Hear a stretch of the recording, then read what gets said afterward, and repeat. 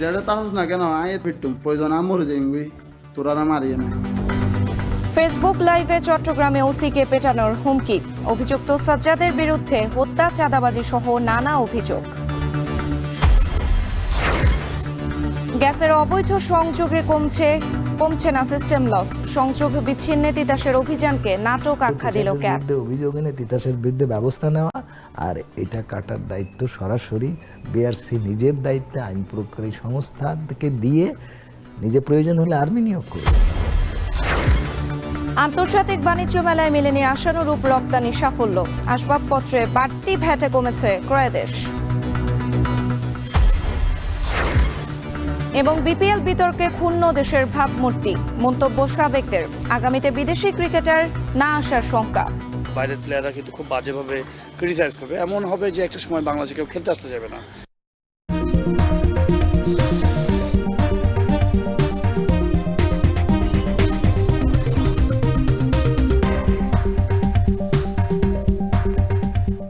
স্বাগত এখন সকালে, পুরো আয়োজন জোরের সঙ্গে আছি আমি সুমাইয়া রাত্রি। ফেসবুক লাইভে এসে থানার ওসিকে প্রকাশ্যে পেটানোর হুমকি দিলেন চট্টগ্রামের এক সন্ত্রাসী। চাঞ্চল্যকর এই ঘটনায় বায়েজিদের নিজ থানায় সাধারণ ডায়েরি করেছেন খোদ ওসি। অভিযোগ, নগরের বায়েজিদ ও হাটহাজারী এলাকায় ছোট সাজ্জাদ নামের এই সন্ত্রাসী এরই মধ্যে চাঁদাবাজি, আধিপত্য, একাধিক হত্যার কারণে এলাকায় ত্রাস হিসেবে পরিচিত। ভয়ে তার বিরুদ্ধে মুখ খুলতে নারাজ এলাকাবাসী। শোয়েব রহমানের প্রতিবেদন।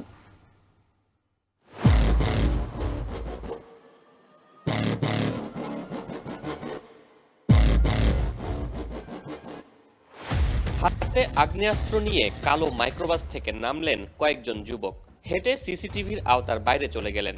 মুহূর্তেই আশেপাশে সবাই দৌড়ে পালাতে লাগলো। এরপরই আগ্নেয়াস্ত্র হাতে যুবকরা এসে মাইক্রোবাসে চেপে পালিয়ে গেল। প্রত্যক্ষদর্শীরা বলছেন, ছোট সাজ্জাদ তার সহযোগীদের নিয়ে নগরীর শমশের পাড়ায় আফতাব উদ্দিন তাহসিন নামের এক ব্যবসায়ীকে গুলি করে হত্যা করেছেন। পরের দৃশ্যপটে গেটের বাইরে একটি অটোরিকশা এসে দাঁড়ায়। সেটি থেকে 3 যুবক মুখে মাস্ক পরে আগ্নেয়াস্ত্র হাতে ঢুকে পড়ে ভেতরে। অপর ফুটেজে দেখা যায়, ভেতরে ঢুকেই আগ্নেয়াস্ত্র হাতে সবাইকে হুমকি থামকি দিতে থাকেন। এখানেও নেতৃত্বে ছোট সাজ্জাদ।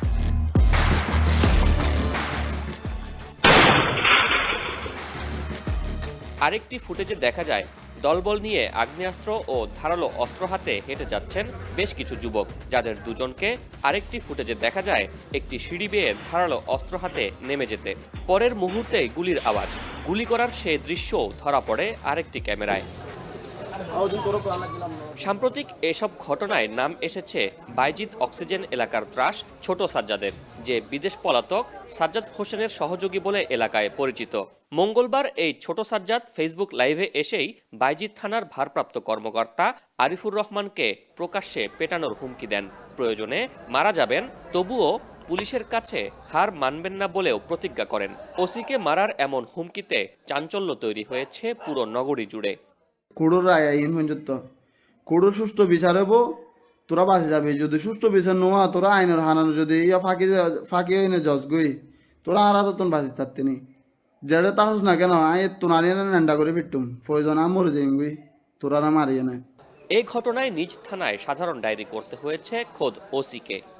এই সংক্রান্তে আমাদের যে আইনগত ব্যবস্থা রয়েছে সেটি চলমান রয়েছে। বিশেষ করে যেহেতু একটি হুমকি ইস্যু, সেহেতু আমাদের বায়েজিদ থানায় এই সংক্রান্তে একটি জিডি করা হয়েছে।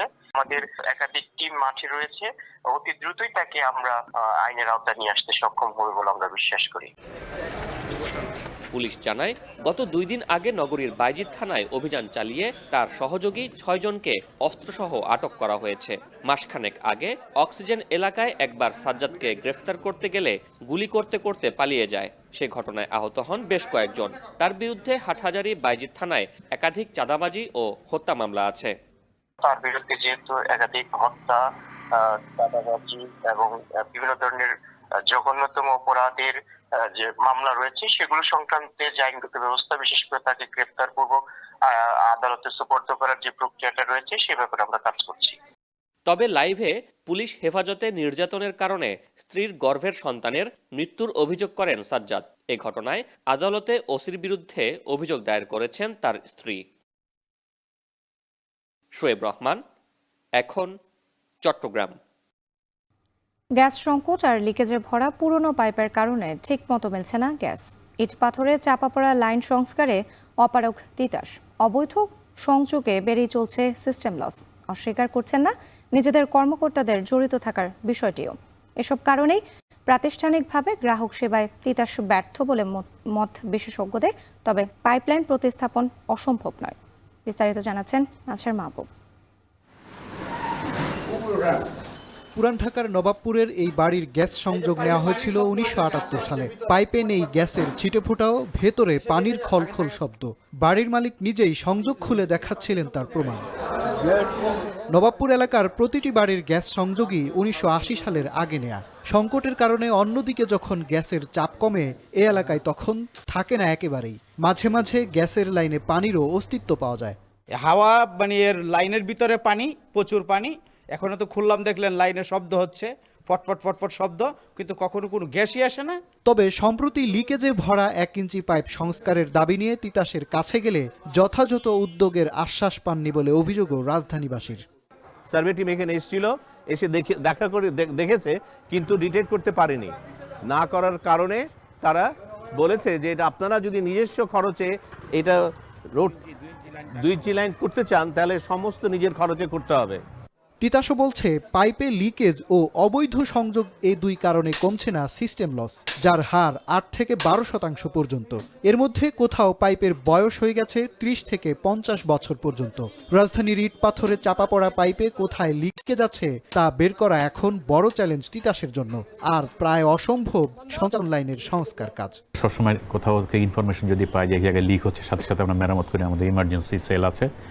আর এমনি আমরা নিয়মিত একটা জোন সিলেক্ট করে নিয়মিত লিক ডিটেক্ট করে ইমিডিয়েটলি রিপেয়ার করি। পুরো লাইন আপনি সংস্কার করতে পারবেন না। এটার মধ্যে আছে মানে আন্ডারগ্রাউন্ড যে পাইপলাইন আছে অনেক নিচে চলে গেছে, দেখা গেল কিছু কিছু ক্ষেত্রে ৬-৭ মিটারও চলে গেছে। এদিকে নিয়মিত অবৈধ সংযোগ বিচ্ছিন্ন কার্যক্রম চললেও অবৈধ গ্রাহকের সংখ্যা ঠিক কত তা জানে না তিতাস। তবে শুধুমাত্র ৫ আগস্টের পর থেকেই চলতি জানুয়ারি পর্যন্ত ১৮,০০০ সংযোগ বিচ্ছিন্ন করেছে তারা।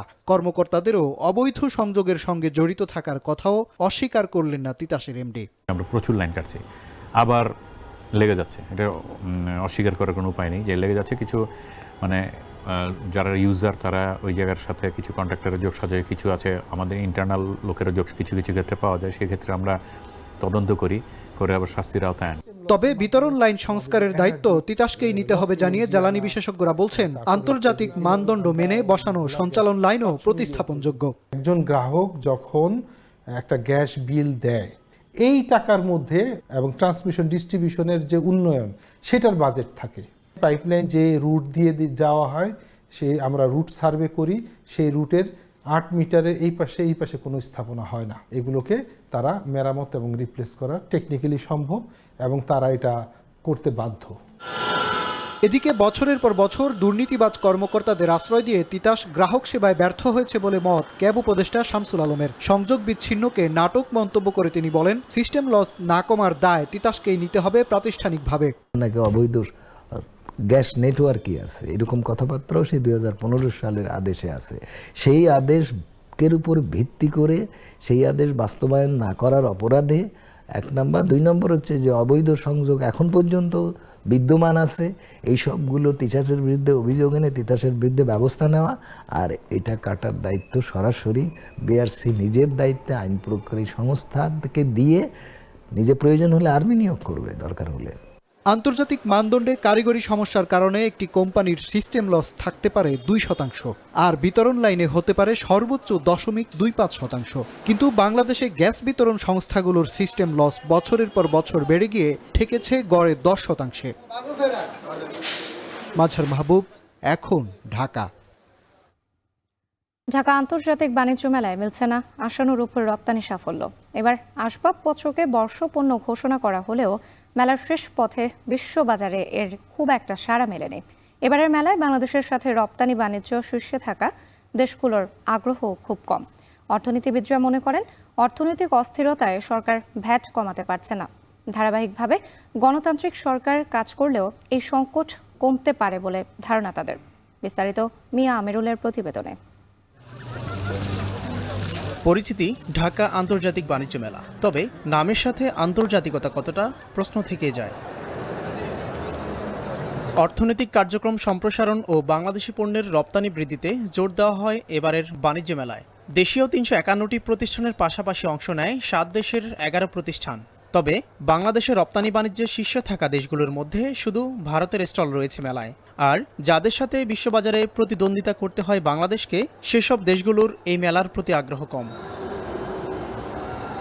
গত অর্ধযুগে আসবাবপত্র রপ্তানি সবচেয়ে কম হয়েছে বিদায়ী অর্থ বছরে। তাতে রপ্তানি প্রসার ও প্রণোদনামূলক কর্মকাণ্ডকে উৎসাহ দিতে আসবাবপত্রকে চলতি বছরের বর্ষপণ্য হিসাবে ঘোষণা করা হয়েছে। তবুও যেন আশানুরূপ ফল মিলছে না এই খাতে। আন্তর্জাতিক যে ক্রেতারা, তারা খুব একটা আসার ব্যাপারে এখানে আগ্রহী না, বা আসছেন খুব একটা ক্রয় আদেশ বা খুব একটা কোয়ারি এখানে হয় না। আন্তর্জাতিক লেভেলের যেই একটা পরিবেশ এখানে থাকা দরকার, সেটা হচ্ছে না। দেশে আন্তর্জাতিক মানের ফার্নিচার ব্র্যান্ড গড়ে উঠলেও নানা জটিলতায় আটকে যাচ্ছে রপ্তানি গতি। ইম্পোর্ট করতে গেলেও যেটা হচ্ছে, এক্সপোর্ট করতে গেলে সেম কিছু জটিলতা তৈরি হচ্ছে। এগুলো যদি স্মুথ করা হয়, সেই ক্ষেত্রে হয়তো বিদেশি বায়ের রাস্তা পাবে, তো বিষয়টা সহজ হয়ে যাবে। দেশীয়ভাবে আমরা ভালো সাড়া পাচ্ছি, কিন্তু যারা বাহিরের আছে ফরেনার, এরা ওইভাবে আমরা সাড়া পাচ্ছি না। অফিসের সামগ্রী আর কি, বিভিন্ন মানে যেগুলো আর কি দরকার, মোটামুটি হাতের নাগালের থেকে একটু বাইরে আছে মানে সাধারণের জন্য। গেল ২ অর্থ বছরে বাংলাদেশ থেকে প্রধান রপ্তানিযোগ্য পণ্যের মধ্যে অন্যতম পাট ও পাটজাত পণ্য, কিন্তু নানা কারণে এই পণ্যের স্টলেও ভিড় নেই।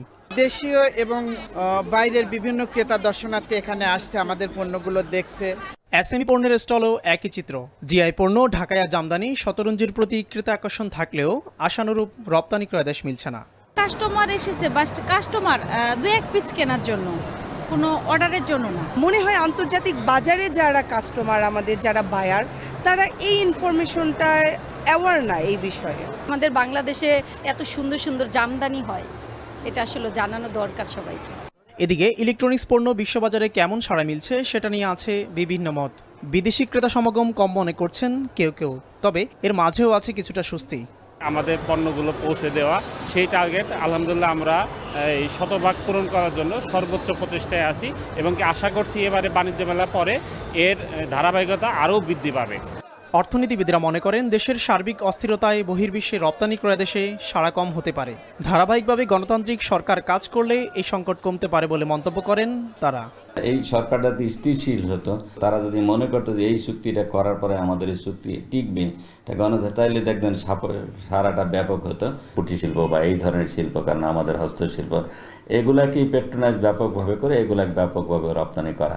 এখনও পর্যন্ত আমাদের যা রপ্তানি করে, এগুলো যত না সরকার সহযোগিতা করে, তার চেয়ে উৎপাদক নিজেই এইসব লাইন গাইডগুলো করে নেয়। বিভিন্ন দেশের ইম্পোর্টার যারা বিভিন্ন দেশের, তাদেরকে আরও আগে যদি আহ্বান করে এটাকে ব্রিফ করা যায়, ব্যাপকভাবে যদি তাদেরকে ইনভাইট করা যায়, এটা এখন আমাদের দেশে আমরা একটা সবচেয়ে ভালো আন্তর্জাতিক রিলেশন সৃষ্টি করার জন্য একটা ভালো অবস্থানে আমরা আছি। রপ্তানি উন্নয়ন ব্যুরো বলছে, যোগাযোগ ব্যবস্থা ভালো হওয়ায় এবারের মেলায় ক্রেতা দর্শনার্থীর সংখ্যা বেড়েছে। দেশি পণ্যের ব্র্যান্ডিংয়ে কূটনীতিকদের মেলায় আমন্ত্রণ জানানো হচ্ছে। মিয়া আমিরুল, এখন, ঢাকা।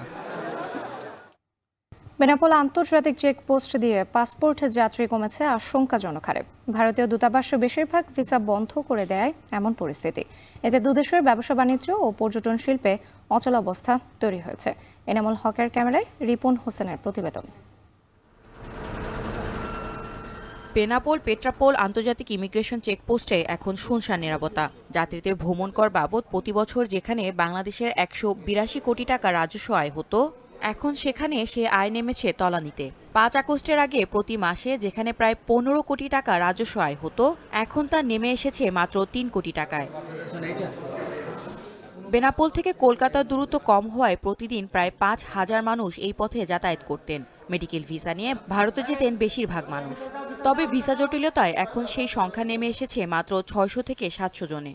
৪-৫০০ লোকের পিছনে আমাদের লাইন দিয়ে যেতে হতো, ওপারে যেরকম লাইন পড়তে ওপারে লাইন পড়তে, এখন সেটা আর নেই। আগে ভিড় ছিল খুব, এখন ফাঁকা, এখন কোনো অসুবিধা নেই। ভিসা পাওয়া যাচ্ছে না অনেক সময়। এখন যে অবস্থা হচ্ছে, বাংলাদেশের যে পরিস্থিতি, এখন ভিসার পরিস্থিতি একবারেই বন্ধ আপনি বলতে গেলে।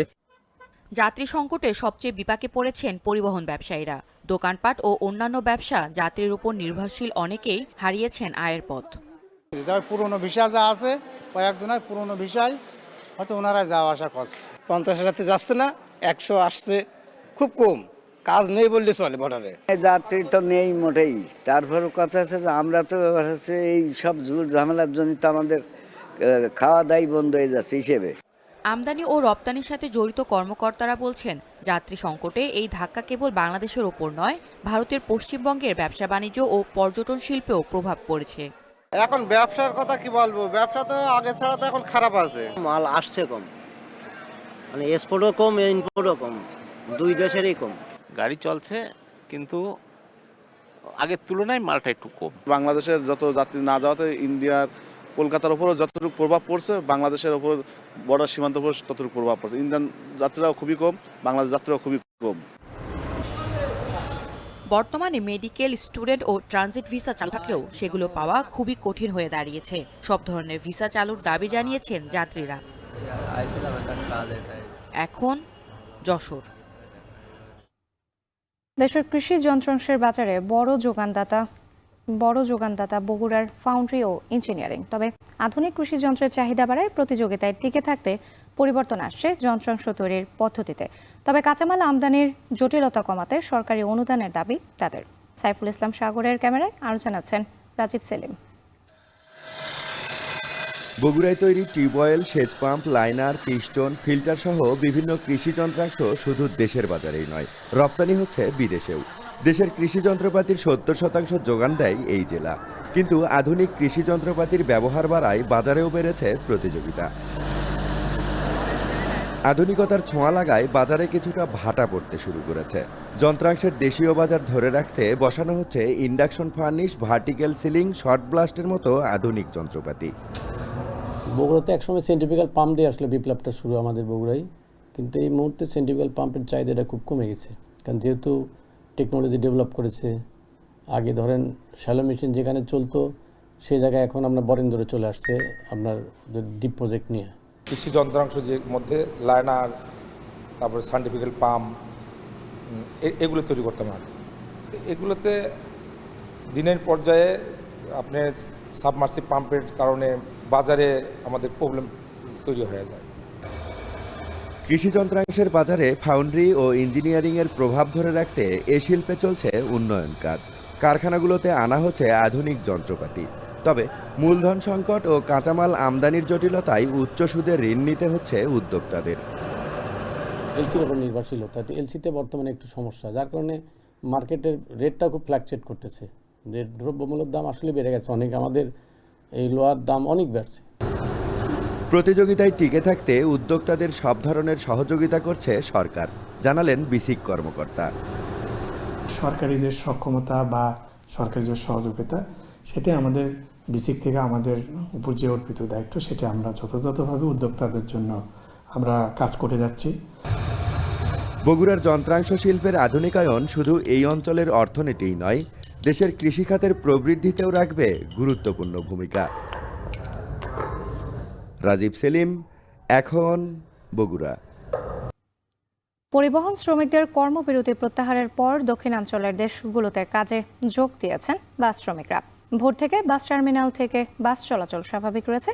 এ নিয়ে আরও জানাতে বরিশালের রূপাতলী বাস টার্মিনাল থেকে যোগ দিচ্ছেন সহকর্মী ফেরদৌস সোহাগ, এবং ভোলার বীরশ্রেষ্ঠ মোস্তফা কামাল বাস টার্মিনাল থেকে যুক্ত হয়েছেন ইমতিয়াজুর রহমান। শুরুতেই চলে যাচ্ছে বরিশালে। সোহাগ, আপনার কাছে জানতে চাই যাত্রীদের ভিড় কেমন দেখছেন, এবং একই সাথে জানতে চাই এই যে শ্রমিকদের যে কর্মবিরতি ছিল তারা আবার কাজে যোগদান করেছেন, তাদের আসলে মতামত কি? আপনাকে ধন্যবাদ রাত্রি। আমরা বেশ কিছুক্ষণ আগে এখানে এসেই দেখলাম যে গাড়ি চলাচল শুরু হয়েছে। কথা বললাম যারা এখানকার বাস শ্রমিক রয়েছেন তাদের সঙ্গে, তারা আমাদেরকে যে তথ্যটি জানালেন যে গতকালকে রাতেই তারা বাস ধর্মঘট উইথড্র করেছেন, এবং বাস ধর্মঘট উইথড্র করার পর থেকে কিন্তু যান চলাচল শুরু হয়ে গেছে গতকালকে রাত্রে থেকে। আর আজকে সকালে যেটা আমরা দেখতে পাচ্ছি যে সকাল ঠিক ভোর 5:30 থেকে যানবাহন চলাচল বাস চলাচল শুরু হয়েছে। কাজে যোগ দিয়েছেন এখানকার যারা শ্রমিক রয়েছেন, সকলেই কাজে যোগ দিয়েছেন। একটা করে বাস, প্রত্যেকটা রুটের একটা করে বাস। এই যে সকাল এখন 7টা কিছু মিনিট বাজছে, প্রত্যেকটা রুটের একটা করে বাস ইতিমধ্যে বরিশালের এই রূপাতলী বাস টার্মিনাল থেকে নির্দিষ্ট গন্তব্যের উদ্দেশ্যে যাত্রা করেছে। আর যাত্রীদের সংখ্যা যদি বলি, ভোরবেলা যাত্রী সংখ্যা কিছুটা তুলনামূলক কম থাকে। সকাল 8:30 থেকে কিন্তু 8টার পর থেকে কিন্তু যাত্রীদের সংখ্যা বাড়তে থাকে। আলো বাড়ার সাথে সাথে যাত্রীদের সংখ্যা তুলনামূলক বেড়েছে। আমরা এখানে ঘণ্টাকাল যাবত আছি, আমরাই দেখেছি সব প্রথম দিকে যে পরিমাণ যাত্রী ছিল, পরবর্তী যে বাসগুলো গেল তার মধ্যে যাত্রী সংখ্যা কিন্তু বৃদ্ধি ছিল। এখানকার যারা বাস শ্রমিক রয়েছে তাদের সঙ্গে কথা বলে যেটা জেনেছি, তাদের এখন আর কোনো সমস্যা নেই, সকল সমস্যার সমাধান হয়ে গেছে। তারা আন্তরিকভাবে কাজে যোগ দিয়েছে এবং তারা কাজ করতে চায়। কোনো ধরনের জটিলতা তৈরি না হোক এমনটাও তারা কামনা করে। একটার পর একটা বাস ঢুকছে বরিশালের এই টার্মিনালে এবং একটার পর একটা গাড়ি বের হয়ে যাচ্ছে এবং যারা এর যাত্রী হচ্ছেন তারাও কিন্তু স্বাচ্ছন্দ্যে যাতায়াত করছেন এবং এই বাস ধর্মঘট প্রত্যাহার করার কারণে সকল সমস্যার সমাধান হয়ে যাওয়ায় তারাও স্বস্তি প্রকাশ করেছেন। এতটুকুই ছিল বরিশালের রূপাতলী বাস টার্মিনাল থেকে যে বাস চলাচল শুরু হয়েছে তার সবশেষ খবর। এবার আমরা যেতে চাই ইমতিয়াজের কাছে। ইমতিয়াজ, আপনার কাছে জানতে চাই, এতক্ষণ তো আমরা শুনছিলাম সোহাগের মাধ্যমে যে বাস চলাচল স্বাভাবিক রয়েছে, এবং আপনার কাছে জানতে চাই ভোলার কি অবস্থা, ভোলায় বাস চলাচলের বর্তমান পরিস্থিতি কি?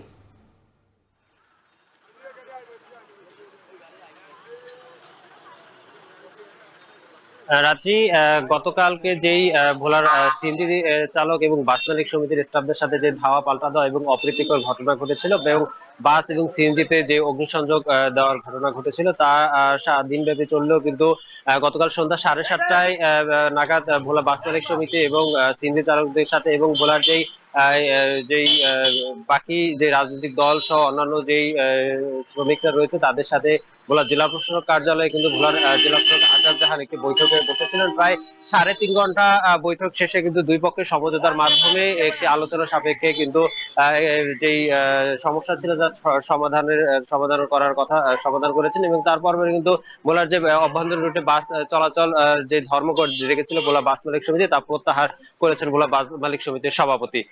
তার পরবর্তী কিন্তু আজকে সকাল থেকে ভোর 6টা থেকে কিন্তু ভোলার অভ্যন্তরীণ এবং দূরপাল্লা রুটে সকল ধরনের বাস চলাচল স্বাভাবিক হয়েছে। কিন্তু এখন পর্যন্ত ভোলার সকল রুটে প্রায় 60টি বাস ভোলার এই বিশিষ্ট মোস্তফা কামাল বাস স্ট্যান্ড থেকে ছেড়ে যাওয়ার কথা কিন্তু আমরা জানতে পেরেছি। এছাড়াও আপনাকে জানিয়ে রাখি, যেই ভোলার সিএনজি চালক এবং বাস মালিক সমিতির সাথে যে দ্বন্দ্ব ছিল বা ঝামেলা সৃষ্টি হয়েছিল, সেই ভোলার যে বাস স্ট্যান্ডে দুটি স্ট্যান্ড, সিএনজি স্ট্যান্ড এবং বাস স্ট্যান্ড, দুটি স্ট্যান্ড পাশাপাশি থাকার নিয়ে কিন্তু দ্বন্দ্ব হয়েছিল এবং অবৈধ স্থাপনা উচ্ছেদকে কেন্দ্র করে কিন্তু এই দুই পক্ষের ঝামেলা সৃষ্টি হয় এবং বেশ কয়েকটি বাস এবং সিএনজি অগ্নিসংযোগে পোড়ানো হয় এবং প্রায় অর্ধশতাধিক মানুষ আহত হওয়ার ঘটনা ঘটেছিল। পরবর্তীতে গতকাল সন্ধ্যায় যে জেলা প্রশাসক কার্যালয় জেলা প্রশাসক আজাদ জাহান কিন্তু পৌরসভা কর্তৃপক্ষকে সমন্বয় করে কিন্তু সঠিক সমাধান দিয়েছেন এবং সিএনজি স্ট্যান্ডকে ভোলার যে বাস স্ট্যান্ড থেকে আছে সেখান থেকে অপসারণ করে হেলিপোর্টে স্থানান্তর করেছেন এবং তাদের যে দাবি দাবা ছিল তাদের সিকিউরিটি ব্যবস্থা, লাইটিং ব্যবস্থা সহ সকল ব্যবস্থার যাতে করে সম্পন্ন করা হয় সেক্ষেত্রে কিন্তু পৌরসভা কর্তৃপক্ষের দায়িত্ব দিয়েছেন এবং এছাড়াও যাতে এরকম যেই অপ্রীতিকর ঘটনা ঘটেছে তা যাতে পুনরাবৃত্তি না ঘটে, এতে করে তাদের কাছ থেকে মুচলেখার মতো নিয়ে এবং সতর্ক করার আহ্বানও কিন্তু জেলা প্রশাসক জানিয়েছে। তো সবশেষে বলা যায় যে ভোলার যে অভ্যন্তরীণ রুটে যে বাস চলাচলের ধর্মঘট ছিল তা স্বাভাবিক হয়েছে এবং সকাল থেকে সকল রুটে বাস চলাচল স্বাভাবিক চলছে। তো এই ছিল আমার কাছে ভোলার বিশিষ্ট মোস্তফা কামাল বাস স্ট্যান্ড থেকে সর্বোচ্চ তথ্য। রাত্রি শ্রমিকদের কর্মবিরতির পর বাস চলাচল স্বাভাবিক রয়েছে বরিশাল এবং ভোলায়। এ নিয়ে বিস্তারিত জানাতে যুক্ত ছিলেন সহকর্মীরা। মানিকগঞ্জে মাঠ জুড়ে সরিষা ফুলের সৌরভ। জেলার 7 উপজেলার সরিষা ক্ষেত থেকে মধু সংগ্রহে ব্যস্ত খামারিরা। মধু বিক্রি করে ভালো লাভের আশা তাদের। কৃষি বিভাগ বলছে এবছর জেলায় প্রায় 4 কোটি টাকার মধু উৎপাদন হবে। আসাদ জামানের প্রতিবেদন। সরিষার ফুলে ফুলে ভরে আছে মানিকগঞ্জের বিস্তীর্ণ প্রান্তর। হলুদ ফুলে সেজেছে মাঠের পর মাঠ। প্রতি বছর শীতের এই সময়ে সরিষা ফুল থেকে মধু সংগ্রহে মানিকগঞ্জে ছুটে আসেন বিভিন্ন জেলার মৌখামারিরা। এবারও খুলনা, বাগেরহাট, সাতক্ষীরা সহ আশপাশের জেলা থেকে মধু সংগ্রহে মানিকগঞ্জে এসেছেন 86 জন মোয়াল। সরিষা ক্ষেতের পাশে বক্স বসিয়ে সংগ্রহ করেন মধু। মৌসুমে অন্তত 6 থেকে 7 বার মধু পাওয়া যায়। খাঁটি মধু পেতে ভিড় জমান ক্রেতারাও। খুচরা পর্যায়ে প্রতি কেজি মধু বিক্রি হয় 350 থেকে 400 টাকা দরে। এখান থেকে আমরা 4-5 মণ মধু কালেকশন করছি, অত 50,000 টাকার মতো বিক্রি হয়েছে। আরও আশা আছে 1 লাখ টাকা 1,20,000 টাকার মতো এখানে কালেকশন করতে পারবো। জানুয়ারির প্রথম থেকে শুরু করছি, ফেব্রুয়ারির মার্চ পর্যন্ত আমাদের লক্ষ্যমাত্রা যে আমরা 1 থেকে 1.5 টন মধু উৎপাদন করতে সক্ষম হব। 300 থেকে 350 বক্স নিয়ে আসি, বিভিন্ন জায়গায় রাখছি এবং 1 সপ্তাহ পরে টান দিলে আমার মধু আসে 10 মনের মতো। এখানে মধুগুলি সাথে সাথে ভাঙে মধু মানুষের কাছে বিক্রি করে। আমি 3.5 কেজি মধু নিলাম, আমার কাছে মনে হয় যে এই মধুটা ফ্রেশ। কৃষি বিভাগ বলছে সরিষা ফুল থেকে মধু সংগ্রহের কারণে সরিষার ফলন বাড়ে। এবছর মানিকগঞ্জ থেকে প্রায় 4 কোটি টাকার মধু আহরণের আশা কৃষি বিভাগের। যে সমস্ত মাঠগুলোতে মধু বাক্স স্থাপন করা হয়েছে, মৌমাছি যেখানে আনাগোনা করছে, সেই সমস্ত মাঠের উৎপাদন 25 থেকে 30% বৃদ্ধি পাবে। মধু শিল্পের সাথে যারা জড়িত আছে এবং যারা পাইকারি মধু ক্রেতারা আছে তাদের সাথে স্থানীয় মৌয়ালদের আমরা একটা সংযোগ স্থাপন করার লক্ষ্যে কাজ করে যাচ্ছি, যেন তারা তাদের উৎপাদিত মধুর ন্যায্য মূল্য পায়। চলতি বছর মানিকগঞ্জে 63,002 হেক্টর জমিতে সরিষার আবাদ হয়েছে। সরিষা চাষকে কেন্দ্র করে মধুর উৎপাদন সম্ভাবনাময় শিল্পে পরিণত হয়েছে, যা অনেককে স্বাবলম্বী করার পাশাপাশি সমৃদ্ধ করেছে গ্রামীণ অর্থনীতিকে। আসাদ জামান, এখন মানিকগঞ্জ। এবার আন্তর্জাতিক প্রসঙ্গ। যুদ্ধবিরতি চুক্তির আওতায় আজ গাজা থেকে 3 ইসরায়েলি এবং 5 থাই জিম্মিকে মুক্তি দিতে যাচ্ছে হামাস। বিনিময়ে মুক্তি পাবে 110 ফিলিস্তিনি বন্দী। বিষয়টি নিশ্চিত করেছে ইসরায়েলের প্রধানমন্ত্রীর কার্যালয়। গতকাল কাতার ও মিশরের মধ্যাবস্থায় হামাসের কাছ থেকে পাওয়া নামের তালিকা থেকে বিষয়টি নিশ্চিত হয় বলে জানিয়েছে ইসরায়েল। মুক্তি পেতে যাওয়া 3 ইসরায়েলি হলেন আরবেল ইয়েহুদ, আগাম বেরগার এবং গাদি মোসে মোচেস। তবে 5 থাই নাগরিকের নাম জানায়নি তেল আবিব। গাজায় 42 দিন যুদ্ধবিরতি চুক্তির শর্ত অনুযায়ী 33 জিম্মির বিনিময়ে 1900 ফিলিস্তিনি কারাবন্দীকে ছেড়ে দেওয়ার কথা রয়েছে ইসরায়েলের। ইতিমধ্যেই 2 দফায় 7 জিম্মির বিনিময়ে প্রায় 300 ফিলিস্তিনিকে মুক্তি দিয়েছে ইসরায়েল।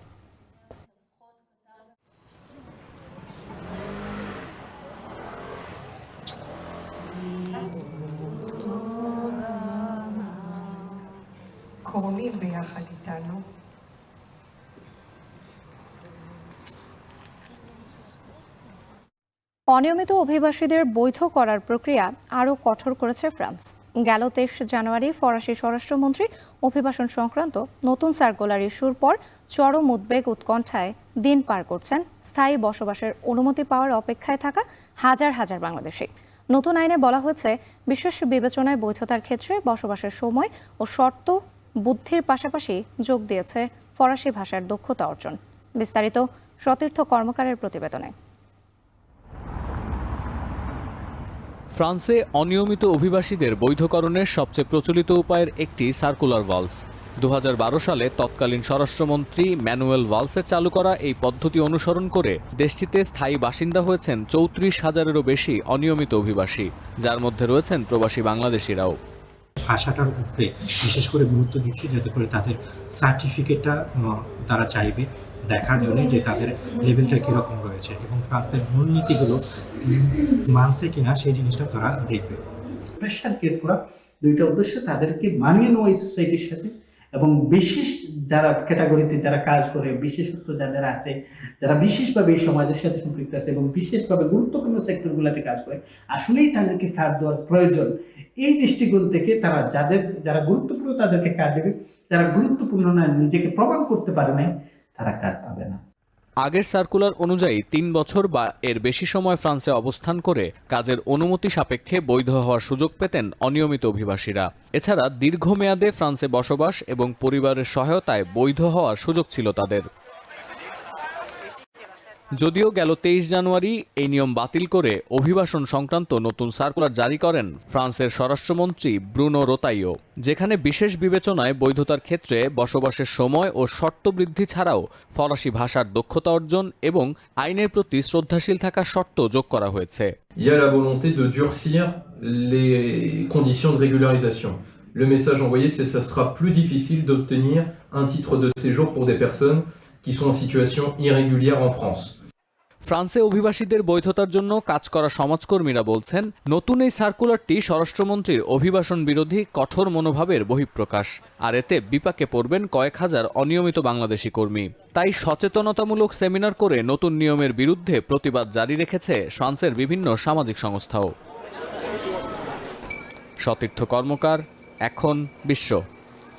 আরএফএল গিজারে আছে ওয়ার্ল্ড ফ্লো টেকনোলজি, যা পানি গরম করে 20% কম বিদ্যুৎ খরচে, আর একবার অন করলেই পানি গরম থাকে 24 ঘন্টা। আরএফএল গিজার, উষ্ণ পানির পরশ। ধ্বংসের দ্বারপ্রান্তে মানব সভ্যতা, সেই পূর্বাভাস দিচ্ছে ডুমসডের ঘড়ির কাঁটা। 3 বছরে এই প্রথম ডুমসডে ক্লকের কাঁটা আরও 1 সেকেন্ড এগিয়ে এনেছেন bulletin of the atomic scientist দলের বিজ্ঞানীরা। অর্থাৎ বিখ্যাত ডুমসডে ক্লকে রাত 12টা বাজতে বাকি আছে আর মাত্র 89 সেকেন্ড।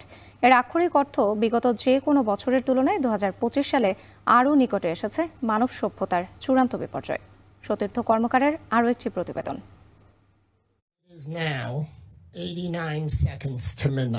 মায়ান সভ্যতার ক্যালেন্ডার থেকে বুলগেরিয়ার বাবা ভাঙ্গা, পৃথিবীর শেষ দিন নিয়ে ভবিষ্যৎবাণীর কোনো কমতি নেই। যদিও এত কিছুর ভিড়ে প্রাসঙ্গিকতার বিচারে পৃথিবীর শেষ দিনের প্রতীক হিসেবে 1947 সাল থেকে জনপ্রিয় ডুমসডে ঘড়ি। Every second of delay in reversing course increases the probability of global disaster. যদিও ডুমসডে ক্লকের কাঁটা সবসময় স্থির থাকে, নির্দিষ্ট সময় পর পর সেই কাঁটা কতখানি ঘুরবে তা নিয়ন্ত্রণের ভার পরমাণু বিজ্ঞানীদের দল বুলেটিন অব দ্য অ্যাটমিক সায়েন্টিস্টের। In this crucial year for climate action, we urge all other signatories to double down and reaffirm their commitment to meeting the Paris goals. 1945 সালে জাপানের হিরোশিমা ও নাগাসাকিতে পারমাণবিক বোমা নিক্ষেপ করে যুক্তরাষ্ট্র। এর 4 মাস পর একদল পরমাণু বিজ্ঞানীর তৎপরতায় সামনে আসে বুলেটিন অব দ্য অ্যাটমিক সায়েন্টিস্টসের প্রকাশনা।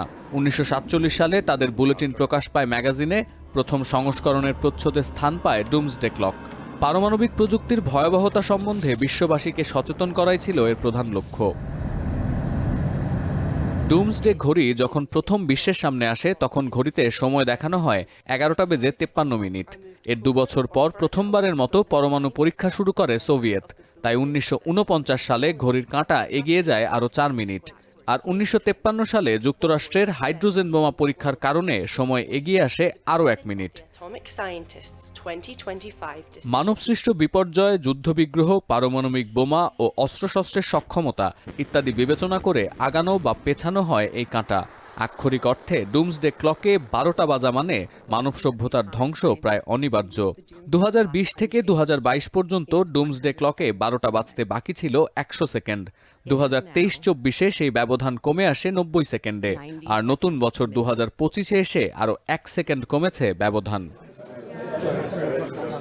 বুলেটিন অব দ্য অ্যাটমিক সায়েন্টিস্টের দাবি, এই ঘড়িতে যখন ঠিক রাত 12টা বাজবে তখন ধরে নিতে হবে পৃথিবীর ভয়ানক বিপর্যয় আসন্ন। ধ্বংস হতে পারে পৃথিবী তথা গোটা মানব জাতি। 2025 এসে ডুমসডে ক্লকে রাত 12টা বাজতে বাকি আর মাত্র 89 সেকেন্ড। অথচ 1991 সালে ডুমসডে ঘড়িতে রাত 12টা বাজতে বাকি ছিল 17 মিনিট। 34 বছরে সে ব্যবধান কমতে কমতে দাঁড়িয়েছে 1.5 মিনিটে। বিজ্ঞানীরা বলছেন, যতটা দ্রুততার সাথে এগোচ্ছে ডুমসডে ক্লকের কাঁটা, তাতে করে পৃথিবীর ভবিষ্যৎ নিয়ে উদাসীন থাকার আর খুব বেশি সুযোগ নেই। সতীর্থ কর্মকার, এখন বিশ্ব। এবারে খেলার খবর। বকেয়া পারিশ্রমিক, চেক জালিয়াতি, ফ্র্যাঞ্চাইজিগুলোর স্বেচ্ছাচারিতা আর ফিক্সিংয়ের গন্ধ সব মিলিয়ে এবারের বিপিএলে কেলেঙ্কারির সীমা ছাড়িয়ে গেছে। এতে বিশ্ব ক্রিকেটে বাংলাদেশের ভাবমূর্তি ক্ষুণ্ণ হচ্ছে বলে মনে করেন সাবেক অধিনায়ক খালেদ মাসুদ পাইলট। ভবিষ্যতে বিদেশি ক্রিকেটাররা আর বাংলাদেশে খেলতে আসবে না বলে মনে করেন তিনি। নোমান আব্দুল্লাহর প্রতিবেদন। উষালগ্ন থেকেই পারিশ্রমিক পরিশোধের পর্ব শুরুর কথা, অথচ গোধূলি লগ্নে বিপিএল, এখনও বেতন ভাতা নিয়ে হাপিত্যেশ ক্রিকেটারদের। কেলেঙ্কারির গন্ধ ছড়ানো শুরুটা দুর্বার রাজশাহীকে দিয়ে।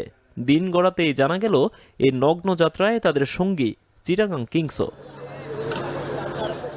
আসরের সব ম্যাচ খেলা শেষ, অথচ 1 টাকাও পাননি।